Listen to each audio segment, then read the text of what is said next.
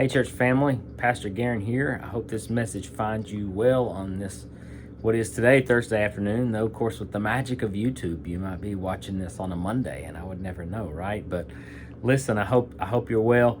I wanted to come to you today and from my office here, and my office is, as you kind of look around, as you can anyway. It's a lot like other pastors' offices. That I know of, plenty of pictures of family and this kind of. There's my guys down there. I have sticky notes, man. If I don't have sticky notes, hey Garin, remember your head this morning. Luckily, it's attached to my neck most of the time, but I mean, I forget stuff all the time. So I got notes, I got stuff to remind me of what I need to do during the day. But one of the things that I have, like a lot of people other have, is books, and I have books on all kinds of stuff. Books I love, kind of up here are my favorite. Up there are some of my favorite ones, and over here some of my favorite ones, and up here some of my favorite ones, and I'm like most other pastors I know that some I've read, some I use a lot, some I'm like, oh, that's on the list, I got to get to that one. But what occurs to me is that the reason that I have the ability to read these books at all is because of people like Miss Sandage and people like Miss Austin and my early second and third grade teachers. And I think back, and especially today is my boys' first day of school. Now, of course, it looks a little weird, and it's strange, right? And for the county, most of the first days of school are coming up soon, and it'll look different too. We'll be, my first day of school picture for my guys was,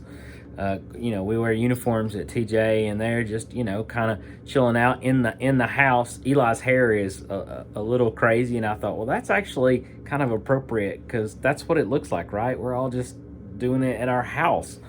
But listen, we're still learning, which is an amazing thing because teachers, like teachers always do, adapt and get it right and figure out a way to help kids learn. And they've been doing that forever and ever and ever.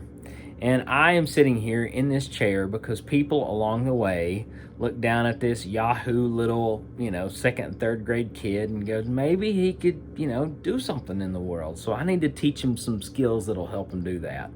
And eventually came math and science and religious studies for me, and for welding and refrigeration repair, and how to build a home for some of you, and business. And it's amazing the amount of effort that people who've taught us have put into our lives.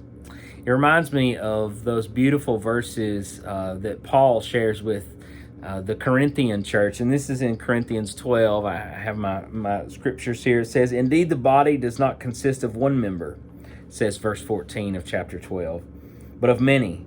If the foot would say, because I'm not a hand, I don't belong to the body, that would not make it any less part of the body. And if the ear would say, because I'm not an eye, I don't belong to the body, that would not make it any less part of the body. If the whole body were an eye, where would the hearing be? And if the whole body were hearing, where would the sense of smell be? But as it is, God arranged the members in the body, each one of them, as God chose. Isn't that great?